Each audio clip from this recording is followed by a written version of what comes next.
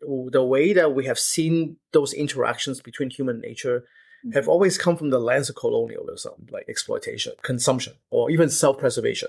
When we look in terms of climate work, for instance, that humans feel that because they have damaged the environment, that we must, quote unquote, save the environment in order to allow us to continue to appreciate it so that we can continue to see the beauty of the ecosystem, to be able to preserve animal species so they don't go extinct. But nature doesn't exist for humans to consume. Humans are part of that nature, but it's not for us to consume.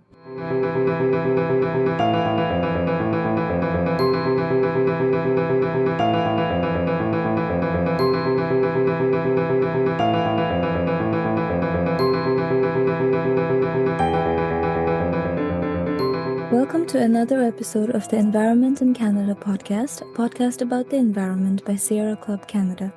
I am Diksha, the podcast co-host. Today we're looking at how climate research in Canada can move beyond extraction toward relationships that give back to the land and the communities we study.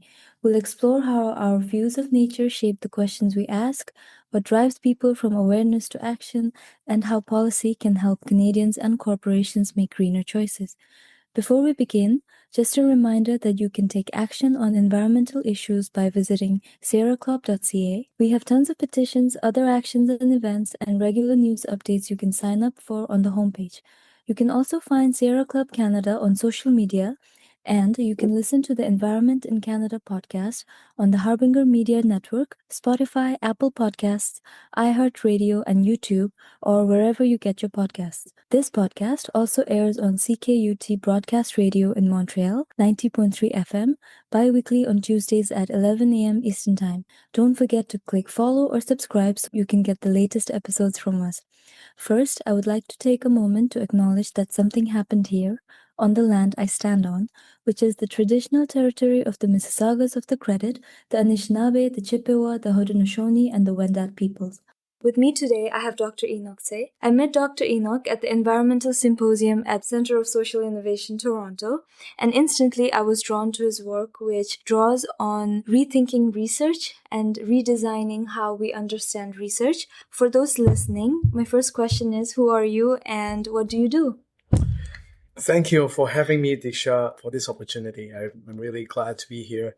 So, as you mentioned, my name is Enoch, and I am adjunct faculty at Adler University in the Master of Public Policy and Administration program. I teach community-based courses that includes community psychology, advocacy strategy and tactics. I also teach community development and also teach research methods as well.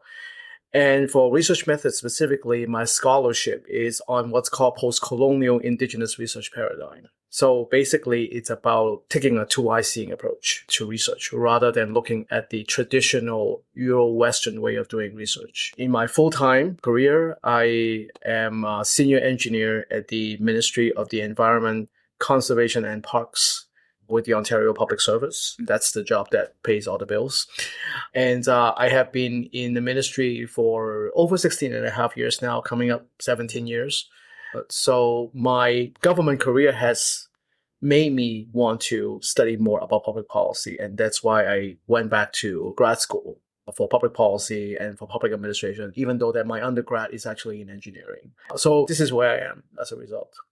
And it's really refreshing to see somebody that's working in the ministry look at climate work from a decolonial approach. I do want to first start by discussing how can climate research be reciprocal? I think that it is important, first of all, to unpack when we talk about climate change, when we talk about research. I think it's important to first pack those terms because typically when we think about climate change or climate, the dominant narrative in society is that we look at how human activities impact it. But it is important to see that climate also impacts us as well, right? So if the winter, which is coming up, if it gets longer or that it gets colder, then we need to use heat longer as a result. And we need to use more energy-dense sources as a result, like natural gas or wood, right? So that in turns impact the environment because of what we burn. Or if in the summer, which just passed, if it's longer And if it's hotter, then we would have to use the AC longer. We also have to consume more water as a result to hydrate. So that also in turn impacts the environment. So I think it's important to look at climate in a relational aspect of it, climate change in a relational aspect. And then I think that it's also good to kind of reframe what research means. Typically, again, I go back to the dominant narrative that we have in societies that when we think about research, we think about it being a academic undertaking or some kind of a scientific undertaking. But I think that it's important to also look at research as something in our everyday lives. We look at the fact that the way that we interact with the environment is constant. Right? We never stop interacting with it. We always find ways to adapt, and we also find ways to address different issues as well. So if we look at research that way, we are no longer looking at it only from the lens of having a problem and then collecting data and then finding solutions and then disseminating.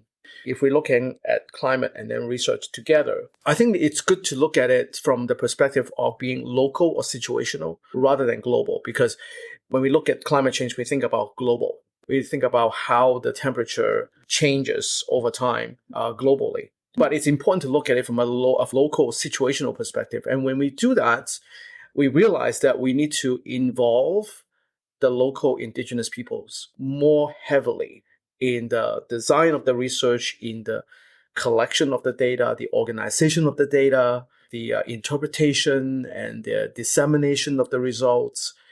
And when that happens, then the research would become more relevant to the local peoples, right? They can actually use the research. They can actually benefit from the research over time.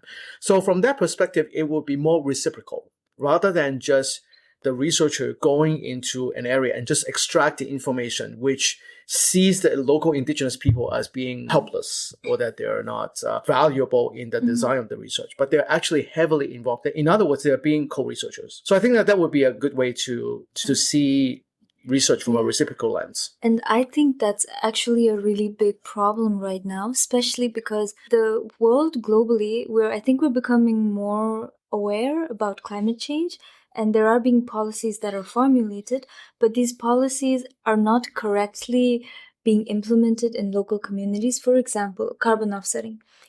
Carbon offsetting researches have been done in Canada in a lot of different parts. One of them I know in Alberta specifically. In dense forests, researchers are going in and seeing how much carbon a forest can capture so that it can be sold off as carbon credits. But what does the indigenous community really get from it? And just as a question, for this specific example, what would it look like for it to have been reciprocal, the research?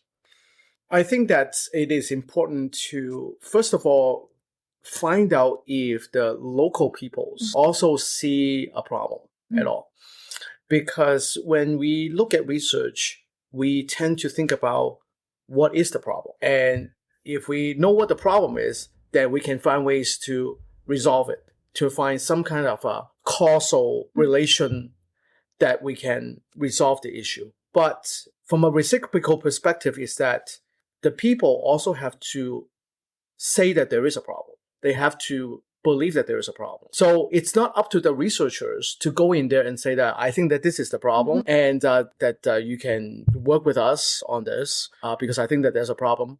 Just because the researchers think it's a problem doesn't mean the local people think it's a problem. So I think that from that perspective, it's important to have a more two-eye seeing approach. That if they do believe that it's a problem, then they will also want to be heavily involved because they also want to resolve that. But if they don't see that as being a problem, then maybe there's no problem at all. Because it is important to understand too is that there is a lot of cultural context in the way that we understand climate change. And for many indigenous communities around the world, they understand for the thousands of years, so tens of thousands of years that they have lived in their bases. They have always understood how to be harmonious with the environment. And I think that that is an understanding that we need to respect, that we need to include as an equal consideration. We are not saying that Western science is not valid. We're not saying that. We are just no longer making it superior. Yeah, and that brings me to the next point, which is that we have different worldviews. There's differences in Western worldviews versus indigenous worldviews. How do different worldviews about human nature relationship shape the kind of questions that we even think to ask? I think that's the way we look at the human nature relationship that you speak of is rather colonial. I think that's because the way that we have seen those interactions between human nature have always come from the lens of colonialism, like exploitation, consumption, or even self-preservation. When we look in terms of climate work, for instance, that humans feel that because they have damaged the environment, that we must quote unquote save the environment in order to allow us to continue to appreciate it so that we can continue to see the beauty of the ecosystem, to be able to preserve animal species so they don't go extinct. But nature doesn't exist for humans to consume. Humans are part of that nature, but it's not for us to consume. At the same time, there's a lot of understanding that we need to save the environment so that the earth doesn't heat up too much that we are going to die. That's also from the lens of self-preservation, that we are not doing it because it's the right thing to do. It's because that we don't want to die, right? And I think that perspective also shows that because there's a need for survival, that adds to the sense of urgency that we have to do it as quickly as possible, which is all very colonial thinking. So I think that when we have this kind of mindset, we put the human hubris at the forefront. One thing that I think it's important for all of us to understand is we are all naturally arrogant beings. Arrogance is actually natural in all of us. And the reason for that is we all grew up with assumptions. And those assumptions have been socialized to us, have been taught to us in school. And those assumptions tell us how the world works. And we hold on to those assumptions because that's the story that we have to believe in to work. So people tend to get defensive when you tell them something a little bit different, right? Yeah. So if you want to talk about the fact that you need to include indigenous people more, it's easy to say, but to actually practice it, it's another matter. And for a lot of people, it becomes a bit of a difficult thing to pursue because the way that we look at climate change or climate research or, study anything related to climate, because we have so many programs studying climate, that we think we know better. The idea of meritocracy. I have a master's degree in environmental science, for instance. So I know what works. So I know better. So those assumptions that we have in us, either from the educational institutes or from home or from social media, whatever, they are set deeply into our subconsciousness. And because of that, we are naturally arrogant as a result. We get defensive. It's what's called narrative filters, that whenever we hear something that doesn't align with what we believe in, our filters go up. So that whatever you want to tell me, for instance, it's not going to get through because I'm defensive about it. So that means that humility, which is the opposite of that, has to be learned. Humility is a learned behavior. And I think that with the hubris that we have, the arrogance that we have, it makes humans feel that they are saviors. They are there to save the environment. And this is why that we see so many tech out there. The idea of the carbon credit, for instance, right? That's one of them that you just mentioned. The other one would be, how do you absorb carbon from the air, right? We've seen that kind of tech. Yeah. And it's almost like by doing things like carbon offsetting or carbon capture, now big companies just have license to pollute more. And the ways in which they are capturing it, it affects communities where they're capturing it. And it's not even proven science yet. They're trying all these new things in indigenous communities, and mostly consent is taken as like a checkbox. They ask an indigenous community for consent, but it's not relational. It's not that at some point the indigenous community can say, hey, we're not okay with this anymore. Like you're pumping carbon into our grounds. Yeah. And if there is a leak, then the companies are not impacted, the communities are impacted. So there is no humility in research. I agree with that. You framing it as humility makes a lot of sense to me. But how do we practice that, not just on an individual scale, but on a larger scale? That's a good point, because I think you mentioned about science. And I think that we tend to, for many people, especially if you're on a progressive side, we tend to see Western science as the end all, be all, to look at that. Oh, if this is what the Western science said, we have to follow this. Now, I'm not saying that that's wrong, but it is important to also see that science itself is biased, right? Because when the way that we put the data together quantitatively is also the way that we're telling a story. We're trying to tell a story, right? Even when you're looking at how that the Earth's temperature is moving up over a period of time, you are organizing the data in a way that you're trying to tell a story. So science is biased, but at the same time, we are being told to believe that as long as there are numbers and there's statistics, it must be objective, that they're neutral. Nothing is neutral. This is how we also need to look at research, is that research is not neutral. Okay? Research either upholds the hierarchies of power or disrupts it.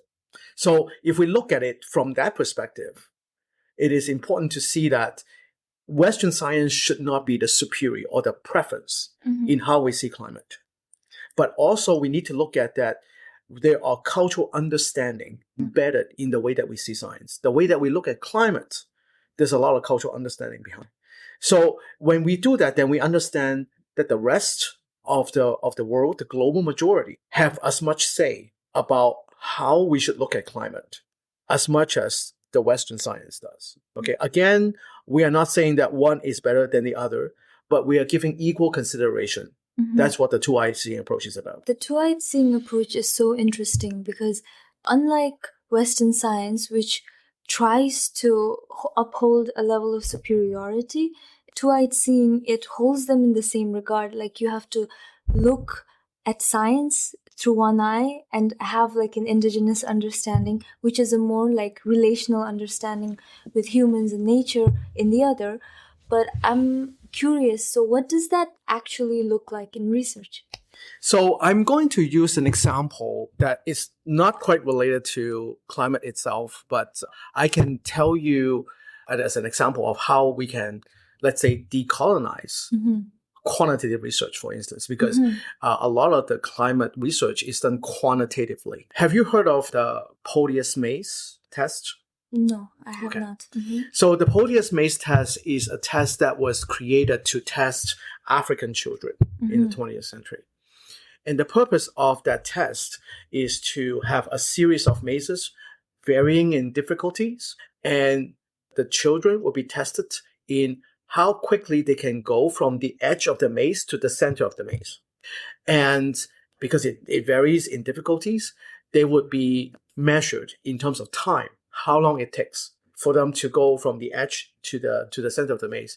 Now, the rules of that test is that you cannot hit a blind alley. If you hit a blind alley, then you have to come back out, right? And then do it again. And so for a European child, for instance, they would be going back and forth between the edge of the maze to the center of the maze by keep trying. So it's very much of a try and error that they would trace it once, and then if it hits a blind alley, they come back out again. And then they try again. And then they come back out and they try again until they hit to the center of the maze.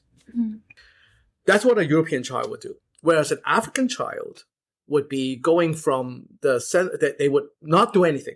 They would actually sit there and think about it for a while. Study the maze and think about it. And then they would put their pen on the maze. And then in one shot, no error, they go to the center of the maze. How is that possible? Oh, because they think about it. I see. Is the maze, I don't know why I was imagining this to be a life-sized maze where they're doing each thing. Or is it on paper? It is on paper. I see. Yeah, okay. it is on paper. That clarifies it. Yeah. Okay, yeah. And so from that perspective, because that it takes an African child longer because they have to think about it, and because that they measure based on time, the European child would go to the center of the maze faster because it's just trial and error, right? They'll get to the maze faster. So from that perspective, the European child would be more cognitively efficient, considered to be cognitively efficient because they get to the center quicker. That is where the colonial understanding of quantitative numbers and metrics that are used to measure are culturally biased, because many European children are not necessarily taught how to think critically, but they're taught to just do it. Just try it out. If you fail, just do it again. Try it differently. Do it again. Whereas many children in different parts of Africa are being taught to think critically first. Think about it first before you do anything. Think it through, right? So they have been socialized since they were very young to do this. So when we report the numbers, when we report the results, we can just report them, but we also include the relational aspect to explain how the cultural context explain the discrepancy. So if you're saying that someone can get to the maze faster because they're more cognitively efficient, well, that is quite culturally biased, because if someone is thinking critically and they do it once, shouldn't that also be cognitively efficient? Yeah. Right? So I'm just using that as an example. It depends on the context of the climate research that you want to do, is to understand what would be the relational aspect, what would be the embedded bias in the metrics that are being used to measure. For instance, a lot of the talk right now about climate change is how the global temperature rises, right? Yeah. That 1.5 degrees, 3 degrees, or whatever, and that the human's going to die because the ecological system is going to collapse. Well, where are you looking at? Because we also know that the global majority suffer from the effects of climate change more than the global north, right? So when we are looking at that 1.5 degrees, where is the severity? Or what is the cultural bias that's embedded in those numbers? When we are able to do that, then we can extract the information. When we present the information, when we present the data, when we disseminate, interpret the data, we also include the relational aspect of it. So relational axiology, relational epistemology, and relational ontology. That's when you can include how knowledge are produced, how they theorized, to include in the dissemination of the data. That's how you can decolonize qualitative, rather than just looking at the metric and say, that is the golden standard, and that is what you need to follow. And this is the reason why a lot of people, I find, especially people in the global majority, don't really believe in the science that you're saying, because they are not being asked what they think about it. Their cultural understanding is not being taken into consideration. This is what I mean by the two-eye seeing approach, is that you are using the Western lens, but also you're looking at the global majority as well to explain the relational aspect. And how important do you think is localized stewardship and localized understanding of the climate? Because right now, when we speak about climate change, like you said, it's in very big numbers, it's in very global scale, but that doesn't actually give any room for what needs to be done either.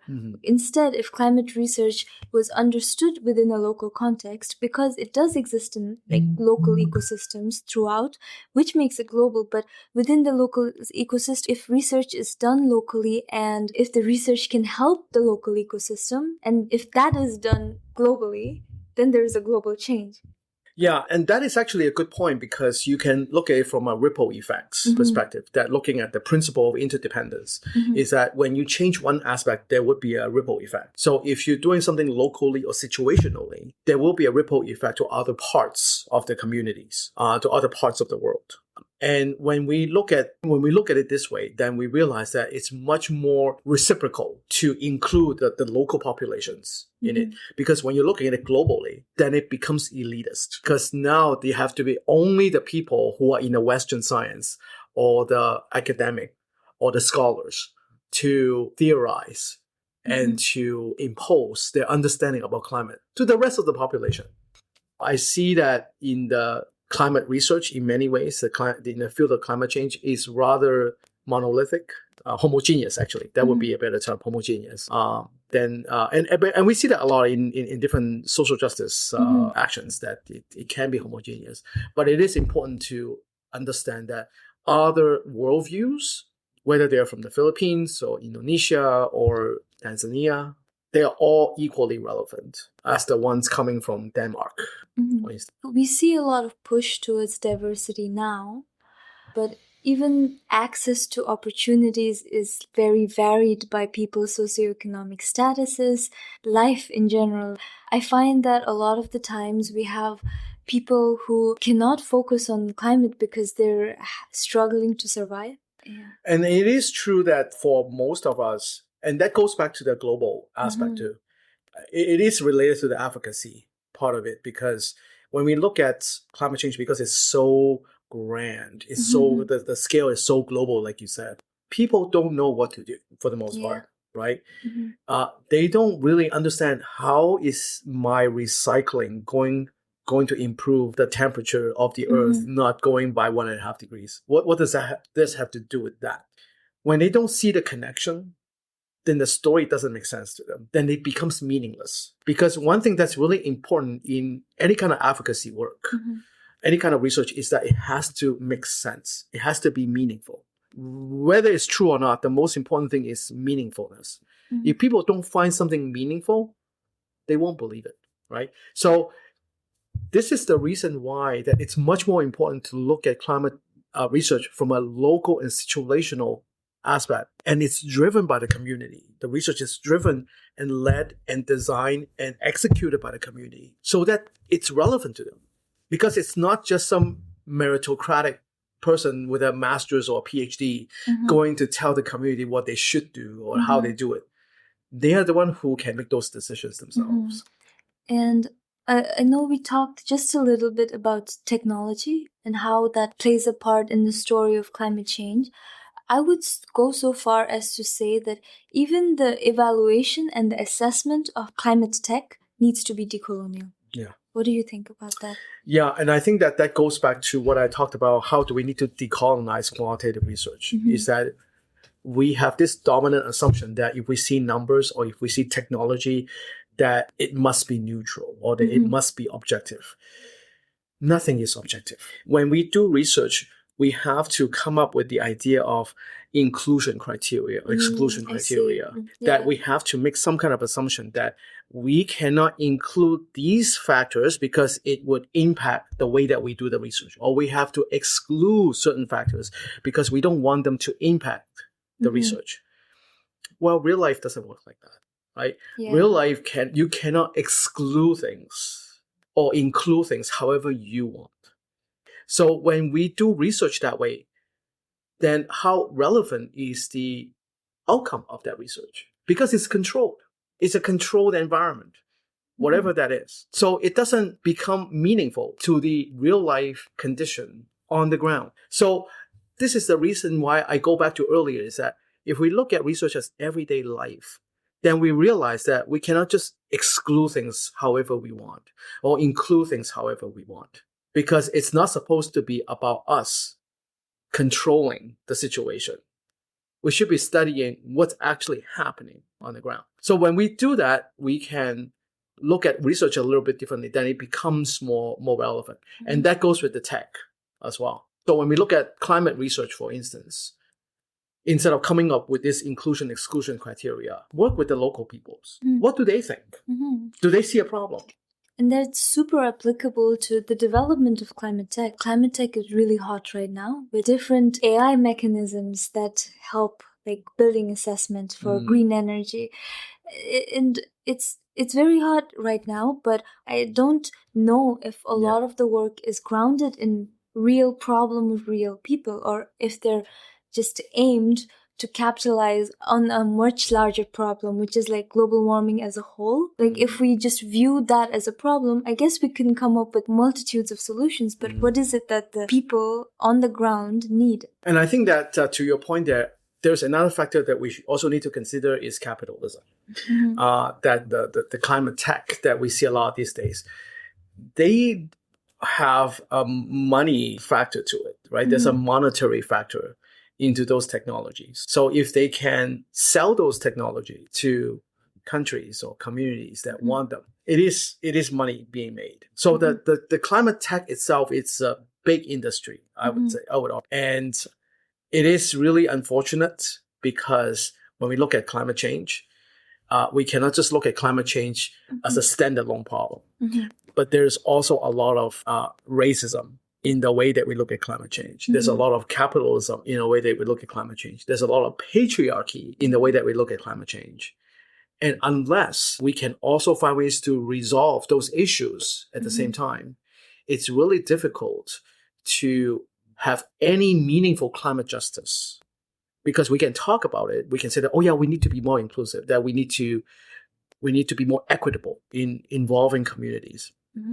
It's easier said than done because we grew up with a very supremacist system where you have to be educated, that you have to be male, you have to be of a certain social class, probably, in order for your voice to be heard or to be taken seriously, right? So I think that in addition to climate, it is important to recognize that there are other isms also impact climate research ability to be equitable, to be meaningful. I was just trying to remember this example where to do carbon offsets, Shell, which is like a big oil drilling company, is setting up projects near Cold Lake, but the population that lives there is predominantly indigenous. And to me, it doesn't fully make sense that Shell gets to say that they have net zero emissions when they're an oil drilling company. And the problem with that is the indigenous communities that are impacted by both the drilling and the offsetting face these systematic barriers that you just described. And I think that a lot of these carbon credits or carbon offsets is based on the idea that if you emit this much, you plant so many trees or you do other things in order to kind of offset it. But they don't recognize the fact that young trees are not very good at absorbing carbon. It takes hundreds of years for the trees to get big in order to store carbon as much as you can. So we do want the old trees. We do want the big trees because they are the carbon, the true carbon storage. So when that happens, like you said, they're not being held accountable because they can just plant so many trees and they say, we're net zero. And, Shell isn't a climate tech company. And some climate tech I really like because we already have so many existing infrastructures. We can't get rid of them, but we can make them green. And the technology exists. So if we're able to popularize it, I guess it's good in a way because at least the buildings that we live in right now won't be emitting as much carbon as they used to before. Yeah. And I think that it goes back to what we talked about earlier in how we look at, I think the root cause here is that we have a very capitalistic and very colonial way of looking at our relationship with nature. Yeah. Right? So when we talk about how can we decolonize that view of that relationship, now when I say decolonizing, I'm not using it as a buzzword. There's actually a process. How do we decolonize that? And that has to do with going back to how we were before. So in my work in post-colonial indigenous research paradigm, there's a 5-step when it comes to decolonize. So to decolonize, the first one is to rediscover or recover. And then mourning, and then dreaming, and then commitment, and finally action. So what does that mean? Rediscovery, recovery means remembering what it was like before. Okay, so from a climate perspective, it is important for us to remember what was it like before when humans were able to live harmoniously with nature. What was it like? We didn't have as many people on the planet back then, right? But what did we do? And it is important to see that, back then what we do was that, I'm just using an example right now, is that we don't need to preserve food because there's enough mouths that we can feed that allows us to hunt for the day when humans were hunter-gatherers. Hunt for the day, and then they eat for the day, and then the next day hunt again, eat again, hunt again, eat again. There's no need to preserve food. But because that we grew as a population, that's why we needed to have agricultural practices and farming practices in order to create more food to feed all the mouths. So when you look at that, you realize that the reason that we're able to live harmoniously is because it's not because of tech, but because that we're able to give space with the rest of nature. I would also like to add that when we can look outside of the illusion of separability, like us being separate from nature, I think we naturally become much more observant and much more respectful when we realize we're a part of this living, breathing thing that is the earth. And something I remember when you said rediscover is that, so where I'm from, back home in Bhutan, I grew up in a small village, and I remember that when we were much younger, it used to be said that if you litter nearby stream, the owls will attack you, you know? And it's true, but it's because like there was this hyper awareness that like when you affect something, a common good for all, not just humans, but for everybody, then another creature is going to suffer because of that. And it returns, the rage returns. And the thing is, it still does to this day. When we pollute a river, it's coming back to humans.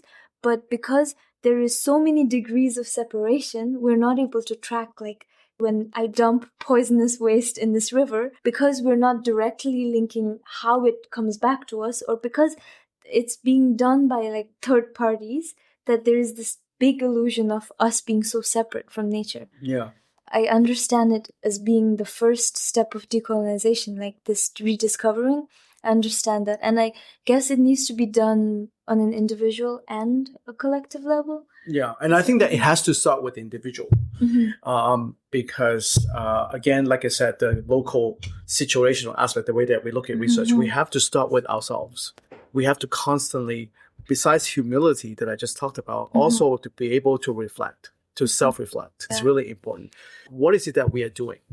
And to be able to be observant, like you mentioned, also requires humility. To be able to see that we are just a very small speck compared to the rest of the world, right? So when we do that, then we are able to see that as a result of how we were able to give space in the past, like in rediscover, recovery, that's when we go to the next step, which is a mourning. Mourning means that you are mourning how the current system continues to suppress or to oppress or to erase those practices that we had in the past, that we stop giving spaces, we stop holding spaces. All we do these days in the environment is that we encroach, right? We just keep encroaching. There's a reason why that we have more pandemics now, because we keep encroaching into nature. And nature, in many ways, the pandemic is almost like a nature's way of fighting back, is get the humans to back off. So when we're able to see how that we have stopped giving spaces, that we just encroach and try to take up more spaces, then we can go to the third step, to dream about what could be possible. What can we do to give space again? I'll give you one example. Have you heard of Chernobyl? Yeah. And are you aware of what happened in Chernobyl, the nuclear disaster? So then, because of the nuclear disaster, all the humans in those towns had to evacuate, right? They all had to leave overtime. So overnight, Chernobyl and the surrounding areas became ghost towns. And if you go there, it looks like it's frozen in time, right? The things that people left behind is still there. But because that the humans are gone, nature's starting to come back. Right? Nature's starting to come back to the point where these days you start to see predators roaming in Chernobyl among the ruins of all the concrete buildings and all the human activities, the remnants of those things. And when you see predators in a space, it's a good sign. That means there's enough food. So since the 80s, I would say it's probably been 40 years now, right? Since Chernobyl happened. Chernobyl now becomes an ecological system in itself. So that is a good example. We just need to give it space and time. The earth will heal itself. The earth will be fine, right? We don't need to add more. We don't need more hubris. We don't need more geoengineering to create more clouds or rain more or whatever, right? We just need to back off. So how do we back off? That would be the next step, right? The commitment. After we dream about what could we do to back off? Consumerism That will be another thing, that we are in a space where we are consuming more and more. And it's difficult not to do that when the climate change itself is causing us to consume more. When it's dark outside, when we have longer winters, people tend to eat more in the winter because they need more energy to sustain themselves. So we have to consume more. So it's a paradox sometimes, but it is important to think about collectively. What can we do to give space again? And that is our job as researchers, collectively as researchers. All of us are researchers. It's not just people with masters and PhDs, but all of us are researchers. What can we do collectively to think about what needs to be done to give space again, to give more space incrementally? And then we can take it into action.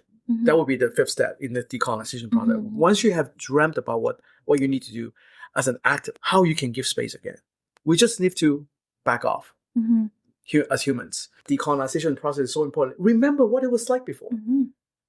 And then think about what have we not done. And then think about, we can dream about what could be possible that we can go back to what it was. So research is not just about discovering new knowledge. That's usually the Western colonial way of looking at research. Now I'm going to ask you a question that I find really, really difficult answering, because when I'm in spaces talking about the environment, I'm usually surrounded by people who also care about the environment. But this change that you're talking about, this process of decolonization, it needs to be collective.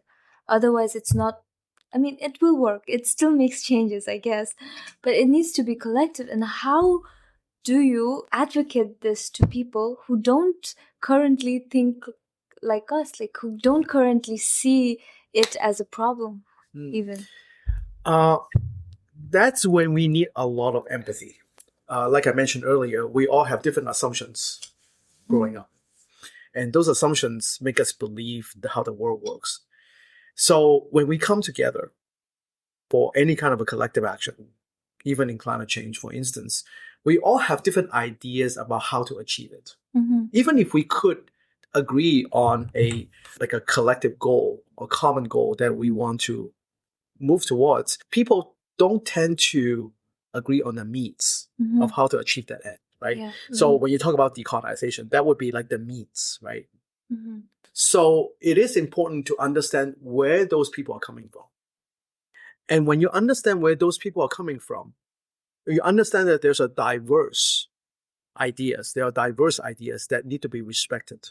So in order to do that, what we would need to do is to look at what are the similarities, what we all believe in.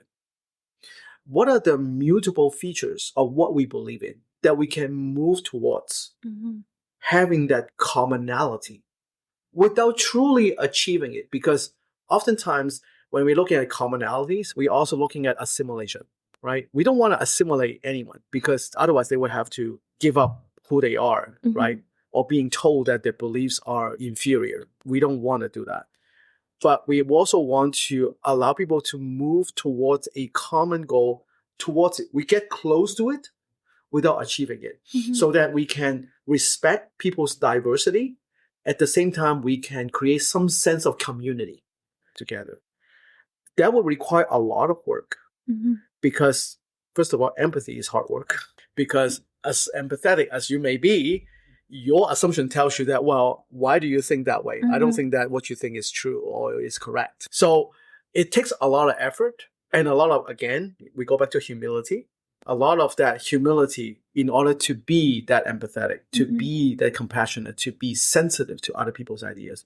So from a collective action perspective, when it comes to climate advocacy, with all those people coming together, indigenous people, or younger people, older people, women of color, people with disability, etc. When you have all these different identities coming together, then you can find out what would be the similarities of what we want to do, what are the means, and then we look for ways to put those together so that we can work collectively towards that. So it will take a lot of not just empathy, but also understand how to challenge assumptions. Because sometimes people's assumptions are not necessarily accurate, but rather than telling them flat out that they're wrong, we can understand where they're coming from and then reframe it right? So that they can see that how they can look at it from a different lens. And that is really ultimately what we need to do in the post-colonial indigenous research way when we are looking at climate action, is to be able to look at people need to be respected in terms of their understanding. And that when we are working collectively, we can achieve what we want to achieve. We can respect those diversity at the same time, creating that sense of community. After the awareness from like a social psychology perspective, how do you motivate people to move from the awareness to taking action, climate action? As I mentioned before, as we talked about earlier, is that it has to start with yourself, right? It starts with the self-reflection. And part of that self-reflection has to do with unpacking privilege. Unpacking your privilege to understand how your social standing, how your social status impacts your worldview. Because our privilege blinds us from other people's lived experiences. So when we're able to do that, we become that humble person that we want to learn more. Not only learning, but also unlearning. Because that would require us to challenge our own assumptions. When we are unlearning, then we're able to realize that, hey, there is a lot of unfairness out there, right? That I am able to be doing this because I have those privileges that enables me, that empowers me to do this. But not a lot of people are able to do that because, like you said earlier, there are a lot of people who just want to make ends meet. Yeah. They just want to survive, pay their rent, so they can put food on the table. They don't have the extra time and the energy to advocate for change, to go and talk to politicians, to go to talk to policymakers, to protest. So I tell my students this too, is that advocacy itself is privilege. To be able to advocate is a privilege because a lot of people don't have the energy to fight anymore. The system is designed to burn people out. So when we're able to do that, when we see that, then we learn how to leverage our privilege. Right? When you're able to unpack your privilege, you see how that you could leverage it in order to advocate. And when you're able to do that, you start to socialize with other people. Just like what we're doing right now, right? We're socializing. We are recording this podcast. So we're also socializing with people who are going to be listening to this podcast as well. This socialization process would allow that ripple effect that you talked about earlier, that ripple effect to, who knows, right? Where this podcast is going to go in terms of the influence, right? And hopefully, right, it will do the what it's supposed to do. But when we do that, when we leverage our privilege, when we unpack it to realize what we can do, in some ways, take up spaces, advocacy spaces, to push for it. And this will also inspire other people to look at, well, what can I do in my capacity? Then I might not be able to make a TikTok post because I'm not good at making videos and looking at myself. I might not be able to hit the streets. I may not be able to be eloquent enough to talk to policymakers. That's okay. There are different ways that people can do. So when that happens, then it becomes widespread, more ubiquitous. I really like that. I think, yes, as individuals, we can take up the responsibility to do things at our own capacity without feeling the shame that we're not doing it at a higher capacity. But I want to move into the more collective, because we've been discussing the responsibilities, the actions, the awareness, how individuals can decolonize, but we live in a world that is governed by policy. So I kind of wanted to touch a little bit on how policy can impact individuals as well as organizations in making like greener decisions. I want to reference your PhD, in which you discussed how you can nudge corporations to be greener. And can you give us some insight from that, and also in general, like the role of policy? Yeah, so my PhD thesis is about the idea of using social comparison as a tool to nudge corporations to be more environmentally responsible, because they hold the majority of the wealth. right? So the idea is that as humans, it's innate in us to compare to one another, that we always want to belong to a cohort. So because of that, it is very natural for us to change our behavior, or at least think about changing our behavior based on how we compare to other people. So there have been evidence of corporations being subjected to this kind of phenomena. At one point, I believe that I'm again use a different example here. That Apple, for instance, donated $1.5 billion to advance affordable housing in Silicon Valley, and they didn't do that out of the vacuum. The reason for that is there were other tech companies who also did something similar previously. So I think that Microsoft donated 500 million or something, and then Google and Facebook donated 1 billion. So Apple kind of upped that to donate 1.5 billion. But that is the subtle cues that people have when they see what other people are doing, and when you're looking at people with similar identities that you're being compared to, it also changes your behavior. So my research was about, or my PhD research back then, more than about 5 years ago, actually, whether that phenomenon also applies to corporation in addition to right? And my research comes out, or my PhD research comes out, is that it depends. That's what the policy analyst told me, is that it depends, right? It depends on so many other factors. It depends on economic factor. It depends on political factor. It depends on socio-cultural factors, a lot of other things. So ideologically speaking, or theoretically speaking, it might work. But it's very hard to prove it because there's so many other factors involved. So that is what my PhD dissertation was about. I think that I have also kind of unlearned a lot of my PhD in many ways as I teach, to understand that that's also the equitable aspect as well. But yeah, that was what it was about. I have a similar example. I remember when I was doing my research about greener policies, I came upon this German town. I am so sorry, I don't remember the name of, but what they did was they implemented just a small design change, which was that usually for people to change to a greener energy source, they would have to make the manual switch. But now what they started doing was that everybody was automatically subscribed to the more greener energy source, which they had to pay like slightly more for. But if they wanted to change, then they would have to fill out the application and change it.